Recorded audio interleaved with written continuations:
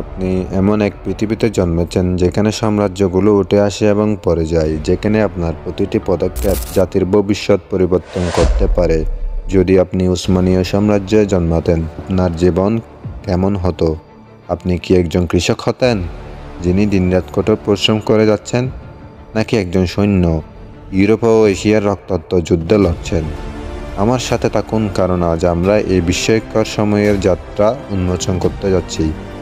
এবং এই ভিডিও শেষে আপনি প্রশ্ন করবেন, যদি আমি উসমানীয় সাম্রাজ্যে জন্মতাম তবে আমার জীবন কেমন হতো।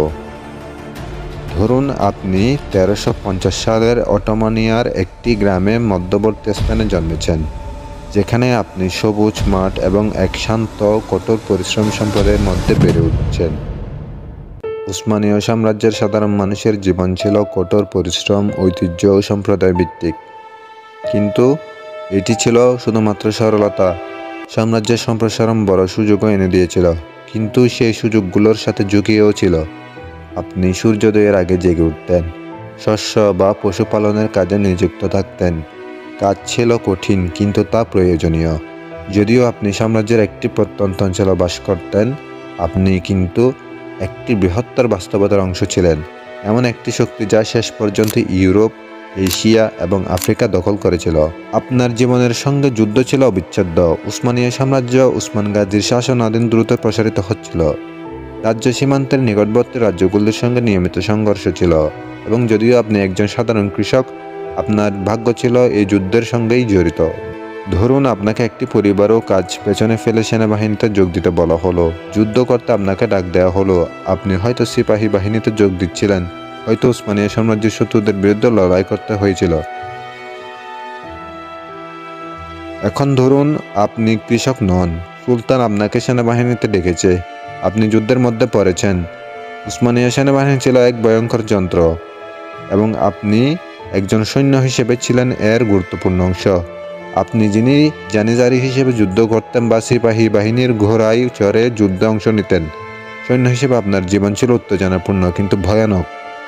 এখানে একটি বাস্তবতা, উসমানীয় বাহিনী ছিল অত্যন্ত শৃঙ্খলাবদ্ধ ও দক্ষ, কিন্তু এটি ছিল কেবল সাফল্য নয়। সৈন্য হিসেবে আপনার জীবন ছিল কঠিন, নিয়মিত প্রশিক্ষণ, দীর্ঘ সময় যুদ্ধের বাইরে থাকা এবং জীবনের মরণের পরিস্থিতিতে মোকাবিলা।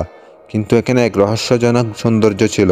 আপনি যদি সৈন্য হিসেবে শৃঙ্খলা বজায় রাখতে পারতেন, তবে যুদ্ধের পর আপনি জমি অথবা সম্পত্তি লাভ করতে পারতেন, এমনকি জানিজারি কর্পসের অংশ নিতে পারতেন। এটি আপনাকে সাধারণ কৃষক থেকে একজন প্রভাবশালী ব্যক্তিত্বে পরিণত করত।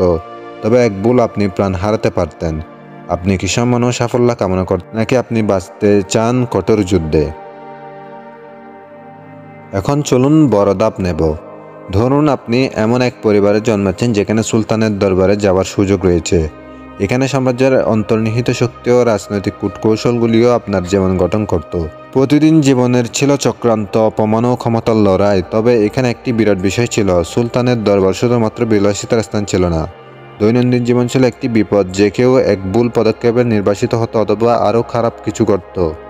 যদি আপনি সুলতানের অভ্যন্তরীণ চক্রে থাকতেন, তবে আপনি সাম্রাজ্যের সবচেয়ে প্রভাবশালী ব্যক্তিদের সাথে কাজ করতেন, কিন্তু এর মানে ছিল একটানা চাপ ও সতর্কতা। এক ভুল কথায় আপনার জীবন শেষ হয়ে যেতে পারত, কিন্তু যদি আপনি সঠিক পদক্ষেপ নিতেন, আপনি বিশ্বের সবচেয়ে ক্ষমতাশালী ব্যক্তির একজন হয়ে উঠতে পারতেন। এমন একজন যিনি প্রতিদিন পৃথিবীর কোটি কোটি মানুষের ভাগ্য নির্ধারণ করতেন। আপনি কি রাজনৈতিক দুনিয়ায় সফল হতেন, নাকি আপনি চাপের মুখে পড়তেন? তাহলে আপনি হয়তো একজন কৃষক, সৈন্য বা সুলতানের দরবারের সদস্য হিসেবে জীবন কাটাচ্ছিলেন, কিন্তু একটি ব্যাপার ছিল সুনিশ্চিত, উসমানীয় সাম্রাজ্যের জীবন সহজ ছিল না। আপনার সিদ্ধান্ত হয়তো আপনার ভবিষ্যৎ পরিবর্তন করত অথবা আপনাকে বাঁচাতে পারত, কিন্তু এখানে আসল প্রশ্ন, আপনি যদি নিজের ভবিষ্যৎকে পরিবর্তন করার সুযোগ পেতেন, তবে সেটা কিভাবে হতো? আপনার জীবনের সুযোগগুলি এখন আপনার হাতেই, তবে আপনি কিভাবে সেই সুযোগ কাজে লাগাবেন? এখন আপনি উসমানীয় সাম্রাজ্যের জীবনের অন্বেষণে এক নতুন ধারণা পেয়েছেন, তবে আপনি ভাবছেন কিভাবে আমরা নিজের জীবনে এমন একটি শক্তিশালী সিদ্ধান্ত নিতে পারি। এই প্রশ্নের উত্তর রয়েছে একটি শক্তিশালী ধারায়। আমার পরবর্তী ভিডিওতে জানুন কিভাবে আপনি আজকের ছোট ছোট পদক্ষেপগুলিকে ভবিষ্যতের বিশাল সফলতায় রূপান্তরিত করতে পারেন।